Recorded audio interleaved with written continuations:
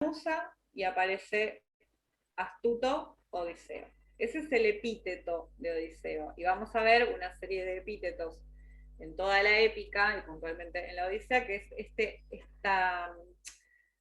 puede ser un adjetivo o una frase que indica un rasgo propio, Calíope, muy bien. El epíteto es una descripción, que puede ser un adjetivo o una frase, que indica un rasgo propio de esa persona. ¿Sí? Por ejemplo, Odiseo es el astuto, es el rasgo de él, ¿sí? Es el epíteto de él. Zeus es el que amontona las nubes. Entonces presten atención a todos los epítetos que dan, indican, por algo están ahí, ¿sí? Indican un rasgo y nos conducen también a pensar, bueno, por esto es el astuto. ¿Por qué se repite tanto esa categoría? Por algo que me está indicando el personaje. Aquí les dijimos que era el de pies ligeros, ¿sí? El hábil en el combate. Pero Odiseo no es el de pies ligeros, es el astuto, es el inteligente. ¿Notan la diferencia entre un epíteto y otro? ¿Lo pueden ver eso? Entonces se destacan por otra habilidad, ¿sí? La habilidad de Odiseo tiene que ver con la inteligencia y con el manejo de las palabras. El de las 1000 palabras, muy bien, acá me gusta, ya empiezan a dar los epítetos. Telémaco es el prudente, Penélope me parece que también es la prudente. ¿Sí? Fíjense, ¿no? El prudente, el equilibrado, el que no se sale de las casillas.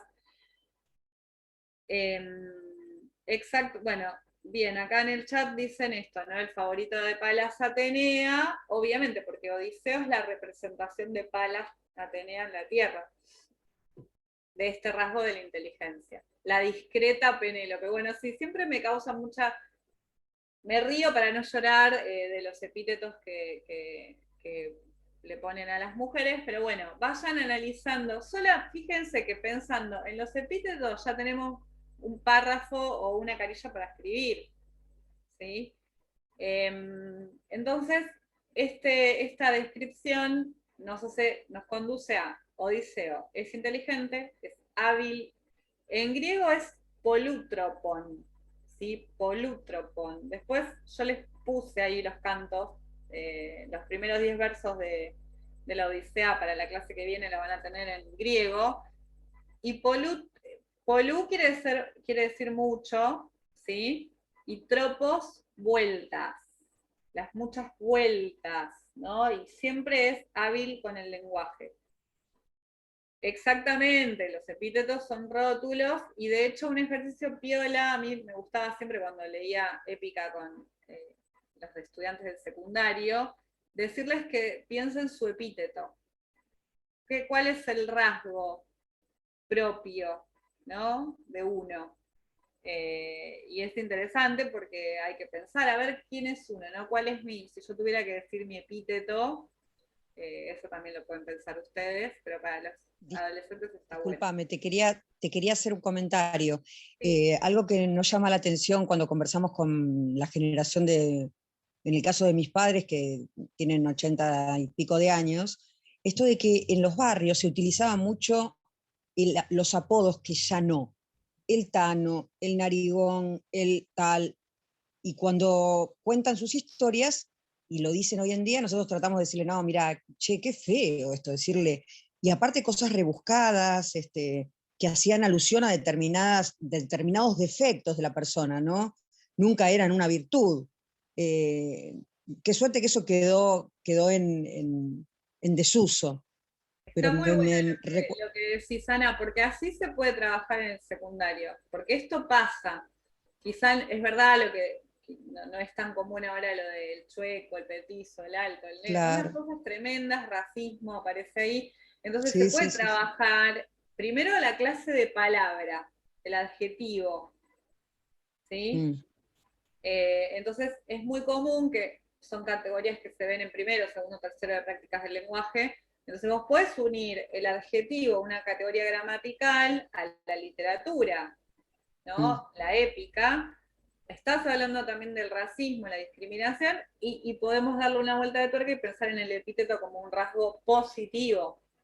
Ajá. ¿No? Entonces eso es un ejercicio perfecto para, mejor, o sea, hay que preparar la consigna, pero es interesante ver cómo la lengua, elementos de la lengua, elementos de la literatura, me conducen a pensar primero dentro de ese campo, la literatura y la gramática, después me sacan del campo y me llevan a la carga, el valor ideológico de las palabras, y cómo yo puedo revertir la ideología racista, patriarcal, clasista, bueno, estoy yendo un poco por las ramas, pero entienden la idea, o sea, fíjense con el epíteto todo lo que podemos trabajar. ¿Sí? Voy a leer acá el chat. Claro, sí, Otra de yo las creo cosas que antes no se hacía era justamente que me asombra, ¿no? Este análisis de lo patriarcal, todo este análisis que nunca lo vimos, nunca se habló de este tema. Y que hoy podamos tocarlo y ver los mitos desde otro lugar, es como darle una vuelta a una historia que ya está contada 1000 veces de una manera. Y es ujú, como reinventarla, ¿no? Como tal empezar a cual. mirar todo con otra mirada. Es el enfoque, eso es un enfoque de género, ¿sí? Ah, ah. Podemos tener el enfoque de género es el enfoque de la ESI, que es una ley, ¿no? Acá esto está pensado para eso. Nosotros podríamos elegir con Marcela y Maru proponer otro enfoque, pero también es interesante lo que dice Ana y están comentando también, nosotros tenemos que reconocer a las personas que tenemos enfrente, los tiempos, los territorios, las realidades, y proponer una lectura. Podemos hacerlo o no, no es una única forma de pensar la didáctica de la literatura, pero debemos interpelar, ¿no? Que se interesen. Y si yo me alejo de los temas que nos atraviesan o que nos permean en la actualidad, y por ahí no logro que nuestros estudiantes aborden o se interesen o lo que fuere. ¿Sí? Entonces, es un enfoque, el enfoque puede ser más descriptivo, contar lo que pasa en la obra, remitirnos a la épica, yo qué sé, o también un enfoque más explicativo, explicar lo que pasa ahí, ¿no? Hay una situación y trato de darle una explicación. Bueno, la Andricina tenía en sus espectáculos tenía un apartado donde hablaba de los apodos, y en los últimos espectáculos, no está más, pero hace 5 años lo sacó. No usa más los apodos que usaban Cabecita Negra, todo así. Claro, es que esto que dicen ustedes, Enrique y Ana, por algo se redujo el uso de apodos, porque son prácticas discriminatorias, ¿sí? Y estamos en una época en la que, bueno, no se valida, y antes se validaba, todos se reían, nos reíamos, ¿no? Entonces, súper interesante que lo puedan traer, y volvemos a lo mismo, lo que hacen las palabras en las personas.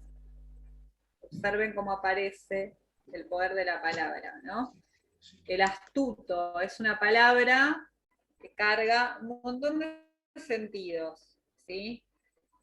Y los compañeros de Odiseo son los insensatos, son lo contrario, ¿no? La palabra sensato quiere decir alguien medido, que piensa, que controla, ¿no? Y ellos son los insensatos porque ya en los primeros 10 versos nos dice que él va a sobrevivir y ellos van a morir, porque se comieron a las vacas del sol, ¿sí? Entonces, fíjense lo moderno que es el texto, que fue pensado oralmente, se compuso oralmente y se contaba oralmente y de memoria, es tan complejo que nos adelanta algunas ideas, nos adelanta ideas en el canto 1 que tenemos que esperar y leer canto 2, canto 3, todos los cantos, canto 24, para saber lo que va a pasar. No es un adelanto, una prolepsis, es un recurso Hola, profe, narrativo disculpe. muy complejo. ¿Cómo? Disculpe. Un compañero dijo que si lo puede aceptar. Patricio creo que es. Ah, es, sí, disculpas. Ya. Menos mal que me dicen. Bueno, sí. Pobre Patricio y dos Sofía. Bueno, perdón. Ah, sí, Sofi. ¿Qué estamos diciendo? ¿Qué estamos diciendo? Ah, que la obra es una obra, si la comparamos con la Ilíada, más compleja en elementos de narrativos, por eso, ¿no? Porque nos va adelantando un montón de material que todavía no sabemos qué va a pasar, pero si vamos avanzando en la lectura, nos va a ir cerrando lo que dicen los primeros versos, ¿sí? Entonces en los primeros versos nos cuenta que estaba Odiseo, que estaba en el mar, que los compañeros, que se comieron las vacas, ya vamos a llegar a lo de las vacas, se hicieron un asadito, literal, eh, y después empiezan a hablar los dioses, ¿se acuerdan? Están en el Olimpo, los dioses, y acá hacemos, ya lo comentamos creo que la vez pasada, y si no, bueno, no importa, y si no lo repetimos, los dioses viven en un monte, una montaña, ¿no? No, están anclados en la tierra, ¿sí? Viven en la parte más alta del Monte Olimpo, pero el Monte Olimpo tiene su base en la tierra. Y esto también es muy significativo, porque es una concepción de lo religioso, de las divinidades, ¿no? Esto que decimos los de clásica, ¿no? Los dioses griegos te tiraban un rayo y te eliminaban, o sea, no se compadecían de los seres humanos. Eran dioses antropomórficos, es decir, su forma, su cuerpo se asemejaba al de los humanos, intervenían en la vida de los humanos y hasta, no sé, se embarazaban, Zeus tenía hijos por todos lados, Poseidón también. Entonces esto es significativo para dar cuenta del vínculo, que dijimos uno de los temas, entre dioses y hombres. Acá tenemos de todo, pero sobre todo esta idea de que los griegos pensaban que, de hecho, Atenea interviene todo el tiempo en la vida de Odiseo y de Telémaco, para que ellos hagan lo que ella quiere que hagan. Es decir, Atenea en la asamblea de los dioses pide a su padre, y esto es muy gracioso, ¿no? Le está pidiendo a Papi, por favor, deja salir a Odiseo de la isla de Calipso y que vuelva a Ítaca. Entonces piensen, ¿no? Esta humanización de la hija pidiendo al padre, ¿sí? Eh, Poseidón indigna, que no está, ¿no? Ahí todavía. Entonces Atenea muy astutamente, porque es muy hábil con la palabra, igual que Odiseo, convence a todos los dioses de que es hora de que Odiseo vuelva a Ítaca. ¿Sí? Entonces, está sonando el teléfono. ¿Quién es el que está en contra del retorno? Ya lo dije recién, pero ¿quién? Poseidón. Claro, odia, detesta, hará todo lo posible para que Ulises no retorne o Odiseo no vuelva a Ítaca. Pero justo, ¿qué pasa? ¿Quién se acuerda lo que pasa acá en esta asamblea de los dioses con Poseidón? ¿Dónde está Poseidón? Acá empieza la lección. A mí mi profesora de griego decía, vos, tal cosa, ¿no? Te señalaba y en esas épocas, fulano, a ver, ¿qué dice el canto del verso quinto de tal obra? Bueno, acá Poseidón está en África, en la tierra de los etíopes, ¿sí? Se fue a comer ahí con un ritual, ¿no? Recuerden que hacían sí, horrible. Estas hecatombes, ¿no? Buscaban los mejores animales, las ovejas, las mejores, hacían una comida, ¿sí? Literal, era un asado, y cuando cocían la carne, cuando asaban la carne de las mejores presas, de los mejores animales, ese humo, ese aroma, llegaba al Monte Olimpo y los dioses lo sentían y se daban cuenta de que estaban haciendo un hecatombe o un ritual en honor a Zeus, Poseidón, Apolo, bueno, cada uno sabía cuándo le tocaba. Entonces, Poseidón no estaba en el Olimpo y entonces ahí Atenea, Palas Atenea, decide, bueno, convencer a todos los dioses de que vuelva Ulises. Entonces, a lo largo de todos los cantos, estos y los que vamos a ver la clase que viene, vamos a ver cómo intervienen los dioses, ¿sí? En manjar de los dioses, tal cual, porque uno se imagina, es algo muy gracioso pensar. Fíjense la construcción literaria que hay acá, ¿no? Pensar que un ser sobrenatural huele el aroma de la carne cocida y se deleita, ¿no? Los dioses uno no se imagina que se quiere comer un asado, ¿se entiende?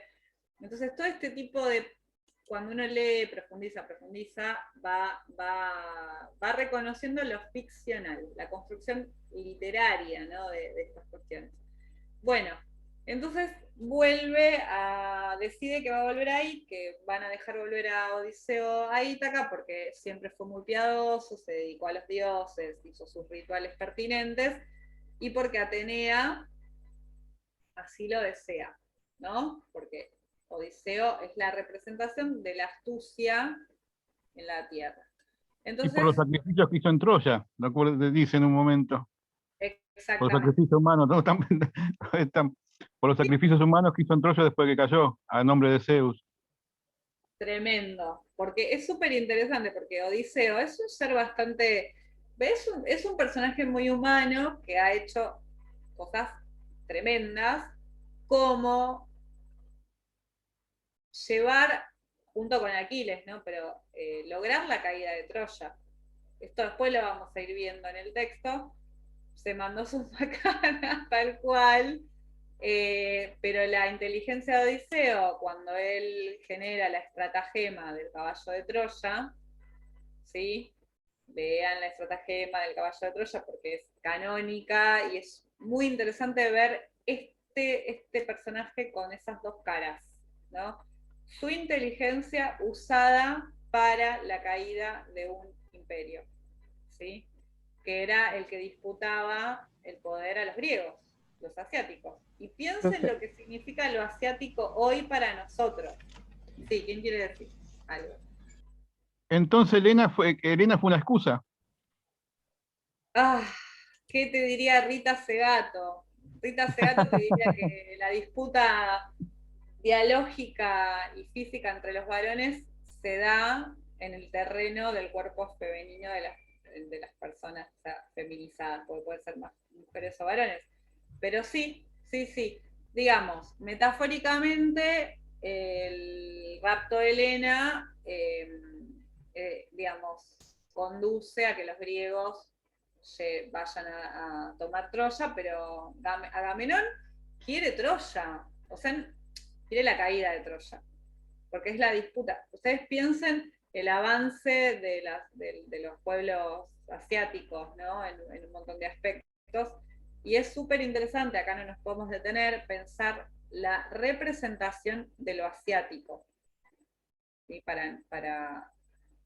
Desde siempre, desde el occidente, como lo bárbaro, como lo dominable, como bueno, aquello que hay que atacar, ¿sí? Entonces, la literatura también es parte de la reproducción de este tipo de discursos. profe, yo lo que quería preguntar es si los sacrificios que él hace Ulises a Zeus es cuando él se va en barco de Troya y después vuelve. En ese momento es. Bueno, no me acuerdo de memoria, acá lo que hay que hacer es, por ejemplo, si a vos te interesa ponerse a leer y ver puntualmente en qué momentos esto ocurre, eh, los griegos todo el tiempo, digamos, hacen un montón de rituales para los dioses. Ahora no me acuerdo puntualmente cuál es, ¿sí? En realidad, todos los griegos hacían sacrificios en favor de los dioses griegos. Es esperable. Es un argumento un poco no muy profundo el que utiliza Palas Atenea para justificar, ¿sí? Pero hay un montón de. Sin embargo, Odiseo ataca. Los griegos atacan el templo de Apolo en Troya. Y esto es interesante porque los troyanos también tenían dioses, compartían el Mediterráneo, el mar Mediterráneo. Después hay que agarrar un mapa, ver Grecia, ver, digamos, lo que sería Turquía hoy, comparten cultura. Entonces los griegos fueron y atacaron el templo de Apolo, cortaron la cabeza del dios, de la estatua del dios, y se llevaron a la sacerdotisa, ¿no? Entonces, Apolo, imagínate que los mira medio torcido, pero digamos, no atacan, digamos, sus dioses favoritos son Apolo, puntualmente de Zeus, pero también Ulises ataca al hijo de Poseidón. O sea, todos los dioses griegos tienen un montón de argumentos para decir, bueno, Ulises tan piadoso no es. Palas Atenea, piadoso como con esta idea de rendir culto a una divinidad y en ese sentido cultural de las pietas. Digamos, tiene el único argumento de que hizo sacrificios a Zeus, pero atacó a Poseidón, atacó a Apolo, destruyó una ciudad, el Alcázar, ¿no? La parte más segura de Troya. Hizo un montón de cosas violentas, por eso hace 20 años que está errando por el Mediterráneo, ¿sí? Está errante. ¿Qué pasó? ¿Cómo que se cortó? A ver. Sí, hay que mirar el mapa. Yo les voy a, creo que la clase que viene les puse un mapa. ¿Cómo se corta solo? ¿Qué significa eso? ¿Qué hace la suya? Ah, Odiseo, sí, muy bien, también. Pero yo quiero que ustedes lean el texto y no darles tanta información sobre Ulises, para que vean cómo se comporta el sujeto, ¿no? Y por eso está ahí hace Profe, 20 años fuera de Ítaca. Sí. en la Odisea lo que dice, no dice cuándo mata, hace los sacrificios, sino dice algo así como que en la gran Troya mataba a la víctima de las naves equeas. O sea, cuando hacía batallas, después de la batalla a los sobrevivientes lo mataba, no tomaba prisioneros, lo sacrificaba en nombre de Zeus. O sea, tomar Troya. No se imaginen que era, hola, venimos, nos agarramos, era asesinar a la población o esclavizarla. ¿Sí? Por eso ellos tienen a Criseida y a Briseida como esclavas. Tienen personas de la realeza, de la monarquía, como esclavas. Por eso Apolo manda la peste en la Ilíada, ¿no? Por eso Odiseo está ahí hace 20 años. O sea, hace 20 años que está fuera de Ítaca. Sin embargo, está vivo.